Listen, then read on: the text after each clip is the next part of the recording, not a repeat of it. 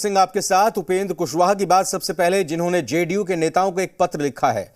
पत्र में 19 और 20 फरवरी को आयोजित हो रही बैठक को लेकर निमंत्रण भेजा गया है। उन्होंने लिखा है, प्रिय साथियों, हमारी पार्टी अपने आंतरिक कारणों से रोज बरोज कमजोर होती जा रही है। महागठबंधन बनने के बाद हुए विधानसभा उपचुनाव के परिणाम आने के समय से ही मैं पार्टी की स्थिति से मुख्यमंत्री को लगातार अवगत कराते आ रहा हूं। समय समय पर पार्टी की बैठकों में भी मैंने अपनी बातें रखी हैं। पिछले 1-1.5 महीने से मैंने हर संभव तरीके से कोशिश की है कि अपना अस्तित्व खोती जा रही पार्टी को बचाया जा सके। मेरी कोशिश आज भी जारी है, लेकिन तमाम प्रयासों के बावजूद मुख्यमंत्री जी की तरफ से मेरी बातों की न सिर्फ अनदेखी की जा रही है, बल्कि उसकी व्याख्या भी गलत तरीके से की जा रही है। मेरी चिंता, और जहां तक मैं समझता हूं आप सभी की चिंता भी इस बात को लेकर है कि अगर जेडीयू बिखर गई तो उन करोड़ों लोगों का क्या होगा। साथ ही आरजेडी की तरफ से एक खास डील और जेडीयू का आरजेडी के साथ विलय की चर्चा ने न सिर्फ पार्टी के निष्ठावान नेताओं कार्यकर्ताओं बल्कि आम लोगों को झकझोर कर रख दिया है। अतः आज आवश्यकता इस बात की आ गई है कि हम सब मिलकर इस पर चर्चा करें।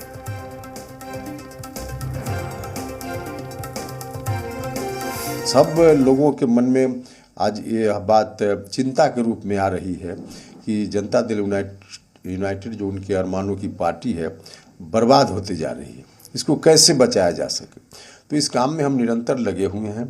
लेकिन हमारी बात पर गंभीरता से मुख्यमंत्री जी न तो ध्यान दे रहे हैं और न फिर और कुछ जानकारी लेनी हो तो उसके लिए हमसे कोई बात हो रही है। इसलिए हमको लगा कि अब कार्यकर्ता साथियों को बुलाकर उनके बीच यह बात की जाए, उनसे विमर्श किया जाए कि कैसे आगे लोगों का जो अरमान है उसको हम बचा सकें। तो एक तरह से कहिए कि पार्टी बचाने की जो कोशिश हमारी है उसी की अगली कड़ी के रूप में हमने लोगों को बुलाया है, बैठक बुलाई। और बिहार की इस बड़ी खबर पर बात करने के लिए जी बिहार झारखंड के बिहार रेजिडेंट एडिटर स्वप्निल हमारे साथ मौजूद हैं फोन लाइन पर। उनसे बात करेंगे। स्वप्निल, जो उपेंद्र कुशवाहा की चिट्ठी है ये उनके बगावती तेवरों को एक कदम और आगे लेकर जा रही है। मैं यहाँ पर जो जेडीयू का संविधान है उसके मार्फत आपसे जानना समझना चाहूँगा, बतौर पार्लियामेंट्री बोर्ड के अध्यक्ष उपेंद्र कुशवाहा किस तरह से कार्यकर्ताओं का आह्वान कर सकते हैं, उनको बुला सकते हैं, क्या कहता है जेडीयू का संविधान, इस पर भी जरा बताइएगा।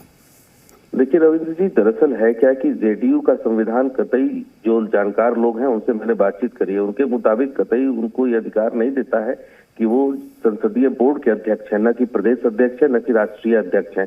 तो ऐसी स्थिति में वो डायरेक्ट मीटिंग कॉल कर ले।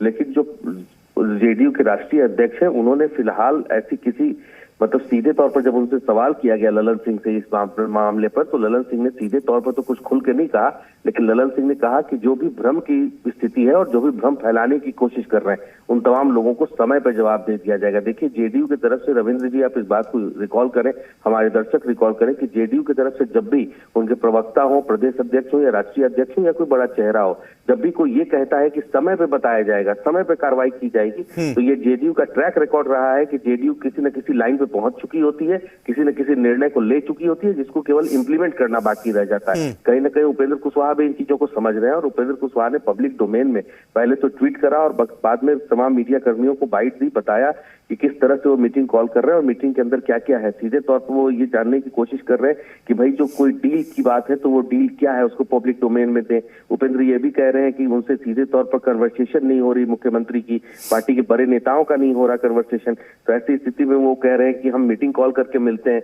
तो कहीं ना कहीं जेडीयू ने भी एक मन बना लिया है कि उनको फर्दर क्या लाइन लेके चलना है। और उपेंद्र कुशवाहा, ये बताया जा रहा है कि 19-20 तारीख को जो मीटिंग होगी उसके बाद उपेंद्र कुशवाहा कोई बड़ा ऐलान कर सकते हैं, जैसा कि तमाम तरह की चर्चाएं हो भी रही हैं, तमाम तरह कयास भी लगाए जा रहे हैं कि उपेंद्र कुशवाहा कोई बड़ा निर्णय ले। और ये भी तय है कि उपेंद्र कुशवाहा ने भी अपने तेवर बिल्कुल तल्ख कर रखे हैं। रविंद्र, देखिए कहीं से उपेंद्र कुशवाहा भी नर्म पड़ते नहीं दिख रहे हैं। वो भी कह रहे हैं कि मैं अपनी हिस्सेदारी छोड़ूंगा नहीं। और दूसरी तरफ से जेडीयू की तरफ से ये कहा गया कि किराएदार जो है या जो किराएदार होता है वो हिस्सेदार नहीं होता। तो जेडीयू ने भी एक तरह से अपनी लाइन क्लियर कर रखी है। तो अभी तल्खी और बढ़ेगी और 19-20 की जो बैठक है उसमें उसके बाद कहीं ना कहीं बड़े ऐलान की जिसकी आप बात कर रहे हैं, चूंकि उपेंद्र कुशवाहा लगातार जेडीयू और आरजेडी की डील की बात कर रहे हैं, वहीं जेडीयू और आरजेडी की तरफ से उपेंद्र कुशवाहा की बीजेपी के साथ डील को लेकर भी चर्चा लगातार गर्म है, उस पर बयानबाजी भी हुई। अब बस देखना यह है कि जो उपेंद्र कुशवाहा चाहते हैं कि उनको एक तरह से पार्टी से निकाला जाए ताकि सांत्वनाएं उनके प्रति आ जाए, सहानुभूति उनको मिले, लेकिन जेडीयू इससे बचने की कोशिश करेगी। अब देखना यह है कि निकाला जाता है कि खुद निकलते हैं।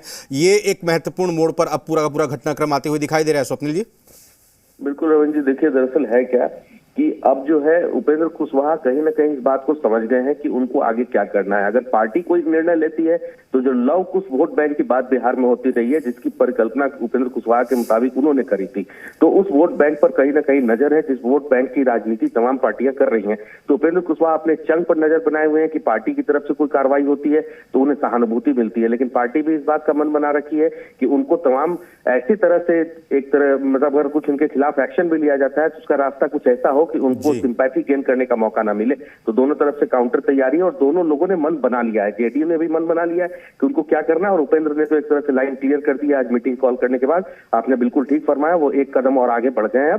अब उन्होंने बिल्कुल सीधा जो उनकी जो लाइन है उसको बिल्कुल सीधी कर दी और सीधे तौर पर मैसेज भी दे दिया है। बहुत बहुत शुक्रिया आपका इस बड़ी खबर को ब्रेक करने के लिए, इस पर विस्तार से जानकारी देने के लिए।